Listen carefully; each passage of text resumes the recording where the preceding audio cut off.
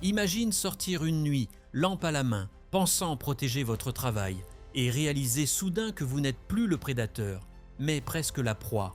Si tu veux découvrir comment une simple idée a commencé à changer une guerre que beaucoup pensaient perdue d'avance, reste bien jusqu'à la fin. Et surtout, abonne-toi maintenant, parce que ce que tu vas entendre pourrait bien changer ta vision de la nature et de l'intelligence animale. En octobre 2023, un agriculteur de l'Est du Texas a vécu un choc qu'il n'oubliera jamais. En l'espace d'une seule nuit, 70% de sa récolte de maïs avait été détruite, à seulement 3 semaines de la récolte prévue. Les plants étaient écrasés, formant des sortes de chemins comme des routes improvisées à travers le champ. Les épis avaient été arrachés, certains mangés, d'autres dispersés partout. Le sol, piétiné par des dizaines de sabots, s'était transformé en boue épaisse. Ce qui devait être un champ prêt à être récolté ressemblait plutôt à une zone dévastée par une catastrophe naturelle. Mais ce n'était pas une tornade. Une tornade ne laisse pas d'empreinte. Une tornade ne revient pas nuit après nuit jusqu'à ce qu'il ne reste plus rien. Cet agriculteur a estimé ses pertes à plus de 40 000 $, sans aucune compensation de son assurance, car les dégâts causés par des animaux sauvages n'étaient trop pas couverts. La nuit suivante, déterminé à se défendre, il est retourné dans son champ, armé d'un fusil et d'une lampe torche. Il pensait pouvoir régler le problème. Mais ce qu'il a vu l'a immédiatement fait changer d'avis. Ils étaient au moins 60, des sangliers sauvages, de toute taille. Certains pesaient à peine 20 kilos, d'autres dépassaient largement les 130 kilos. Quand la lumière les a éclairés, ils ne se sont pas enfuis, ils l'ont simplement regardé. Ils ont évalué la situation et ils ont décidé qu'il n'était pas une menace immédiate. Puis, ils ont continué à manger. Ce moment a marqué un tournant dans la compréhension de ce problème, parce que ce n'était pas un incident isolé. De plus en plus d'agriculteurs, dans le Midwest et dans les États du Nord, faisaient rendre face au même cauchemar. Les cochons sauvages, aussi appelés porcs férods, étaient en train de devenir l'une des espèces invasives les plus destructrices d'Amérique du Nord. Aujourd'hui, on estime qu'il y a entre 6 et 9 millions de ces animaux aux États-Unis, et leur population continue de s'étendre chaque année vers de nouvelles régions. Ils causent environ 2,5 milliards de dollars de dégâts annuels, affectant les cultures, les propriétés et les écosystèmes naturels. Et malgré tous les efforts pour les contrôler, saisons de chasse sans limite, pièges, programmes professionnels, leur nombre continue d'augmenter. Pendant longtemps, les agriculteurs ont essayé des solutions classiques, des clôtures solides, des barrières électriques, des répulsifs chimiques, des dispositifs sonores pour les effrayer, mais presque aucune de ces méthodes n'a fonctionné sur le long terme. Parce que ces animaux ne sont pas comme les autres nuisibles. Ils sont intelligents, ils s'adaptent, ils apprennent.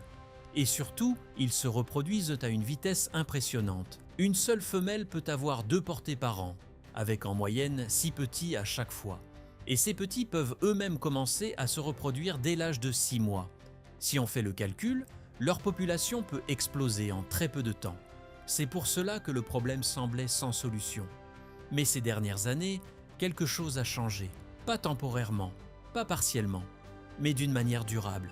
Et le plus surprenant, c'est que cette avancée ne vient pas d'une technologie coûteuse, ni d'un grand programme gouvernemental. Elle vient des agriculteurs eux-mêmes, des gens qui ont compris un principe simple. Au lieu de lutter contre l'intelligence des sangliers, ils ont commencé à l'utiliser contre eux. Ils ont observé leur comportement, leurs forces, mais surtout leurs faiblesses. Et ce qu'ils ont découvert a complètement changé la manière de mener cette guerre. Il existe une astuce incroyablement simple qui fonctionne mieux que des clôtures coûtant 10 000 $. Des stratégies psychologiques qui exploitent directement l'intelligence des cochons sauvages. Et même une idée troublante, que cette lutte constante pourrait être en train de créer des animaux encore plus intelligents, encore plus adaptables, capables de survivre à presque toutes les tentatives humaines pour les arrêter. Au début, dans les années 1980 et 1990, lorsque les dégâts ont commencé à devenir sérieux, tout le monde pensait que des clôtures d'un plus solide seraient la solution. Les agriculteurs ont investi dans des grillages épais, soudés, conçus pour résister à la force des animaux. Mais les sangliers ont creusé en dessous créant des passages invisibles. Alors les agriculteurs ont enterré du grillage profondément dans le sol. Les sangliers ont trouvé les points faibles. Ensuite, ils ont installé des clôtures électriques puissantes avec plusieurs fils à différentes hauteurs. Au début, cela semblait fonctionner. Les cochons touchèrent les fils, recevaient une décharge, criaient et s'enfuyaient. Mais ils revenaient, ils testèrent la clôture, ils apprenaient. Les cochons sauvages ont une intelligence comparable à celle des chiens. Ils se souviennent des expériences, ils comprennent les situations. Et surtout, ils vérifient constamment si les conditions ont changé. Si la batterie de la clôture est faible, ils le remarquent. Si un fil est cassé, ils le trouvent. Si une porte est mal fermée, ils l'utilisent. Et les jeunes apprennent des adultes. Si un sanglier découvre comment contourner un obstacle, cette connaissance se transmet. Et au fil du temps, les agriculteurs se sont retrouvés dans une sorte de course technologique sans fin. Plus de batterie, plus de capteurs, plus d'entretien. Mais le problème n'était pas la technologie. Le problème était la stratégie. Ces systèmes tentaient de faire peur aux sangliers, de les dissuader. Mais la faim est plus forte que la peur. Une décharge électrique fait mal, oui. Mais si de la nourriture se trouve de l'autre côté, et que l'animal sait qu'il peut y accéder, il finira par prendre le risque. C'est là qu'un agriculteur de Louisiane a eu une idée différente. Au lieu d'essayer d'effrayer les sangliers, il a décidé de les empêcher physiquement d'entrer, pas de les décourager, de les bloquer complètement. Et c'est en observant leur corps qu'il a compris quelque chose de fondamental. Les sangliers sont extrêmement puissants pour creuser et pousser. Leur corps est compact, proche du sol, avec un cou et des épaules conçues pour forcer le passage à travers la végétation. Mais ils ne savent pas sauter, pas vraiment. Contrairement à un cerf qui peut franchir facilement une clôture de 1,50 m ou à un coyote capable de grimper ou bondir, un sanglier a beaucoup de mal à dépasser une hauteur d'environ 60 cm. C'est une limite physique, une faiblesse naturelle. Alors au lieu d'ajouter encore une barrière, cet agriculteur a fait quelque chose de radicalement différent. Il a creusé, pas un petit fossé, mais une tranchée large de près d'1 mètre, profonde d'1,20 m, tout autour de son champ. Les parois étaient presque hautes et presque verticales. Et quand les sangliers sont arrivés cette nuit-là, ils se sont arrêtés. Ils ne pouvaient pas sauter au-dessus. Ils ne pouvaient pas descendre sans tomber. Ils ne pouvaient pas creuser sous la tranchée. Pendant plus d'1 heure, ils ont essayé de trouver un passage. Puis ils sont partis. Et ils ne sont jamais revenus dans ce champ. C'était une solution simple, peu coûteuse et incroyablement efficace. Mais elle révélait aussi quelque chose d'encore plus important. Bloquer l'accès ne supprime pas le problème, cela le déplace. Et c'est là que la situation devient encore plus complexe. Lorsque ces tranchées ont commencé à apparaître autour des champs, beaucoup d'agriculteurs ont immédiatement remarqué leur efficacité. Les cultures protégées restaient intactes, nuit après nuit. Là où auparavant les dégâts étaient constants, le calme revenait presque soudainement. Mais très vite, un autre phénomène est apparu. Les sangliers ne disparaissaient non pas. Ils allaient ailleurs. Les groupes déplacés se mettaient à explorer d'autres zones. Ils s'approchaient des granges, des enclos pour animaux, des vergers, des potagers. Ils s'aventuraient parfois même sur les terrains des voisins qui n'avaient pas encore adopté ces nouvelles méthodes. Et dans ces zones non protégées, les dégâts devenaient encore plus importants qu'avant. Ce que les agriculteurs comprenaient peu à peu, c'est que protéger un seul champ ne suffisait pas. On ne faisait que déplacer le problème, pas le résoudre. Et c'est là qu'ils ont franchi une nouvelle étape. Ils ont réalisé que pour réellement réduire la population de sangliers, il fallait passer d'une stratégie de défense à une stratégie d'élimination.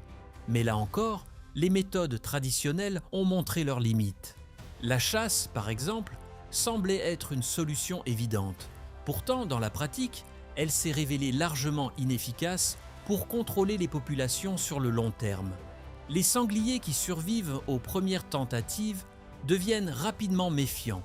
Ils changent leurs habitudes, ils évitent les zones ouvertes, ils deviennent principalement nocturnes. Et surtout, ils apprennent, lorsqu'un chasseur abat quelques individus d'un groupe, les survivants comprennent le danger. Ils associent certains lieux, certaines odeurs, certains bruits à une menace. Et ces comportements prudents sont ensuite transmis aux jeunes. En réalité, la chasse traditionnelle sélectionne les individus les plus intelligents. et laisse survivre ceux qui s'adaptent le mieux. Le même problème est apparu avec les pièges classiques. Les petites cages capables de capturer un ou deux animaux ne faisaient qu'aggraver la situation. Si un groupe de 15 sangliers perdait 2 ou 3 individus dans un piège, les autres devenaient immédiatement méfiants. Ils évitaient la zone, ils refusaient les appâts, et ils devenaient presque impossibles à capturer par la suite. C'est alors qu'une idée essentielle a émergé. Le but n'est pas d'en attraper quelques-uns, le but est de tous les attraper en même temps. Cette idée repose sur la structure sociale des sangliers. Contrairement à ce que beaucoup imaginent, ils ne vivent pas seuls. Ils évoluent en groupes appelés compagnies, généralement composés de plusieurs femelles, de leurs petits de différentes portées, et parfois de quelques individus extérieurs. Ces groupes restent soudés, ils se déplacent ensemble, ils mangent ensemble. Et si on parvient à capturer tout le groupe d'un coup, on élimine entièrement cette unité sociale. Plus aucun individu pour transmettre les comportements de méfiance. Plus aucun individu pour se reproduire, plus aucun individu pour revenir. Mais pour réussir cela, il faut une approche totalement différente. Et surtout, beaucoup de patience. Tout commence avec l'appât, pas n'importe lequel. Les agriculteurs ont découvert que le maïs fermenté, parfois appelé sourd-mâche, était particulièrement efficace. Le diazaté, processus de fermentation, produit une odeur très forte que les sangliers peuvent détecter à grande distance.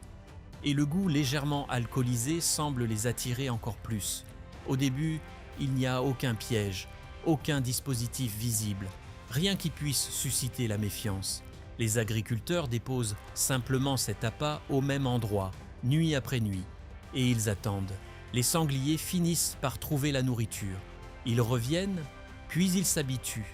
Pendant plusieurs jours, parfois plusieurs semaines, ils mangent sans aucune conséquence. Ils se sentent en sécurité. C'est à ce moment-là que commence la deuxième phase. Progressivement, les agriculteurs installent une structure autour de la zone d'appât. Une grande enceinte faite de panneaux métalliques solides avec des ouvertures larges permettant aux animaux d'entrer et de sortir librement. Et encore une fois, rien ne se passe. Les sangliers continuent leur routine. Ils entrent, ils mangent, ils sortent, nuit après nuit. Le piège devient une partie normale de leur environnement, un lieu familier, sans danger.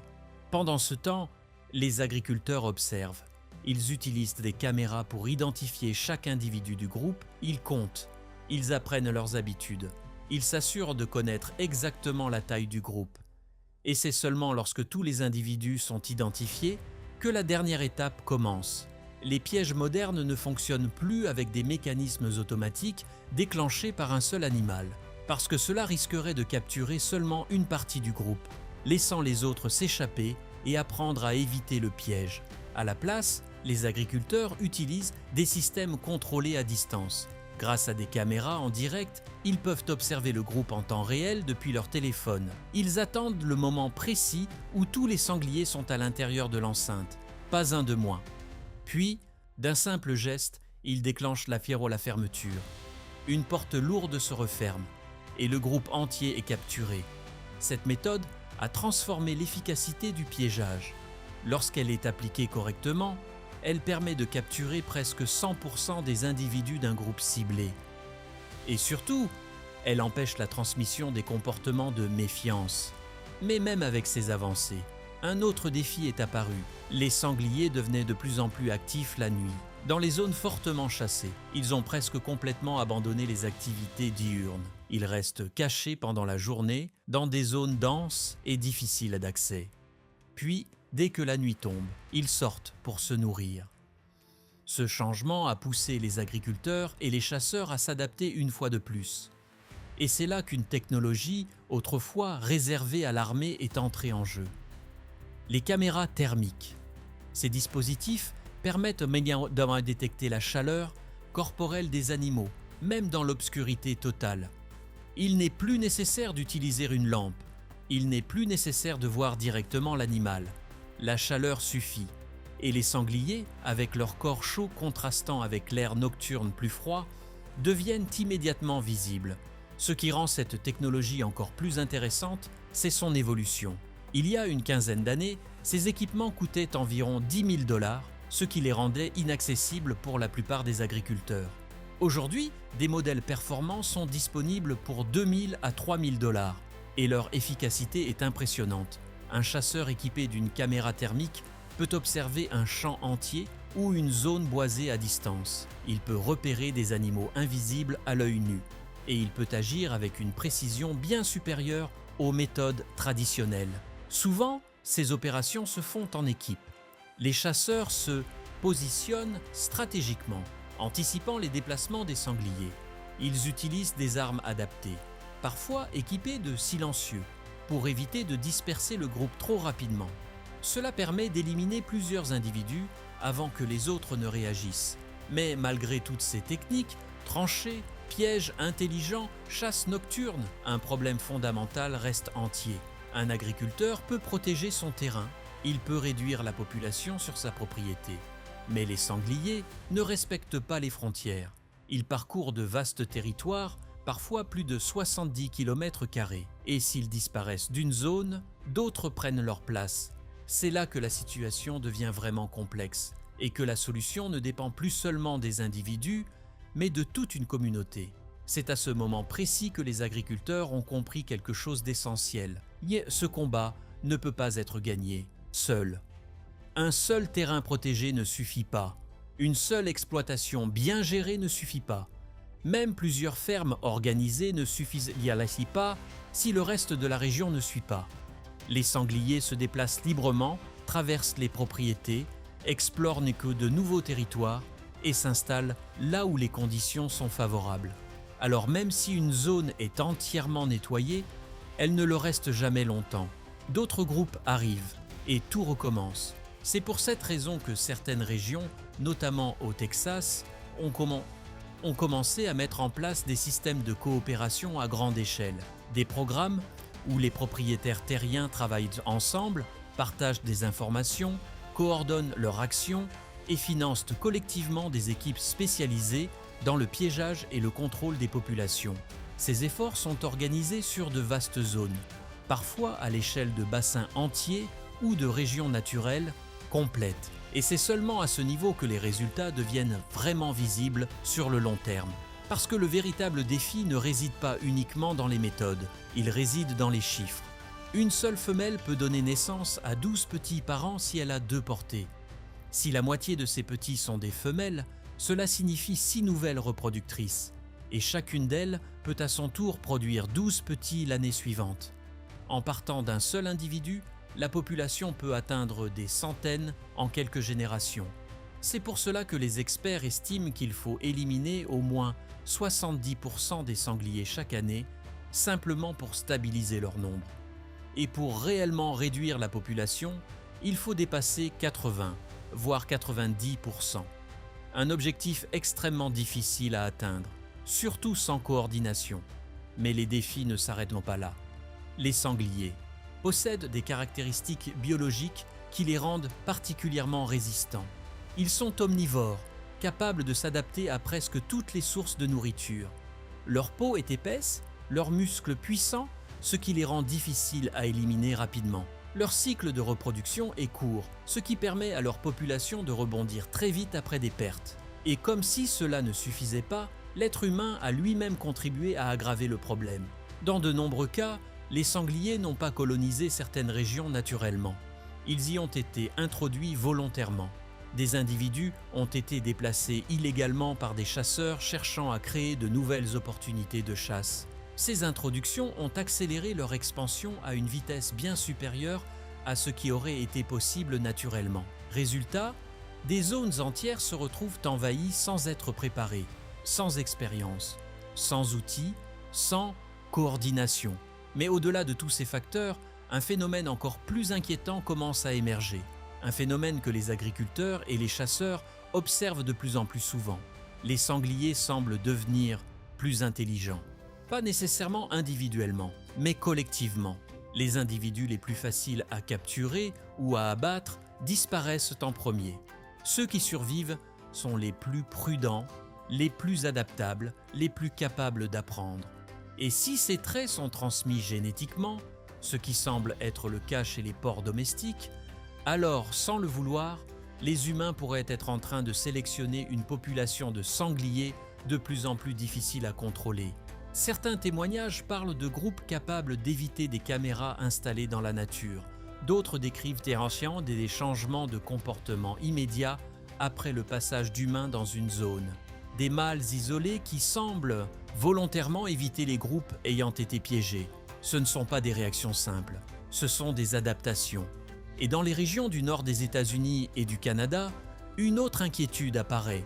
Des sangliers domestiques échappés ou relâchés se croisent avec des sangliers européens introduits dans le passé. Le résultat est une nouvelle génération hybride, parfois appelée super cochon. Ces animaux combinent la taille imposante et la résistance au froid des sangliers européens avec la reproduction rapide et l'adaptabilité des porcs domestiques. Et ils continuent de se propager. Pire encore, on commence à observer leur présence dans des zones suburbaines, pas seulement en passage, mais en installation durable. Parcs, terrains de golf, espaces verts, zones urbaines en expansion offrent nourriture, eau et abri, avec moins de prédateurs et moins de pression humaine directe. Si ces animaux s'adaptent pleinement à ces environnements, comme les coyotes ou les cerfs l'ont déjà fait, le problème pourrait devenir encore plus difficile à gérer. Parce que les méthodes efficaces en milieu rural, tranchées, pièges de groupe, chasse nocturne, deviennent presque impossibles à appliquer dans des zones habitées. Et c'est là que la réalité s'impose. Oui, les méthodes fonctionnent. Les tranchées empêchent l'accès. Les pièges permettent d'éliminer des groupes entiers. La chasse nocturne réduit les individus restants. Ces techniques sauvent des millions de dollars en culture. Mais elles ne suffisent pas à elles seules à gagner la guerre, parce que ce combat n'est pas rapide, il n'est pas simple, et il n'a probablement pas de fin claire. C'est une lutte longue, constante, contre un adversaire qui apprend, s'adapte et évolue. Les agriculteurs gagnent du temps. Dans certaines régions, ils réduisent réellement les populations, mais une élimination totale semble de plus en plus improbable sans une organisation massive, coordonnée et soutenue à grande échelle. Ce n'est pas juste un problème technique, c'est un défi complexe, mêlant nature, comportement animal, actions humaines et décisions politiques. Et peut-être que la vraie question n'est pas de savoir si nous pouvons les arrêter complètement, mais plutôt si nous pouvons apprendre à les gérer avant qu'ils ne deviennent encore plus intelligents, encore plus prudents et encore plus difficiles à contrôler que tout ce que nous avons connu jusqu'ici. Parce que s'il y a une chose que cette histoire nous montre clairement, c'est que nous ne sommes pas les seuls à apprendre.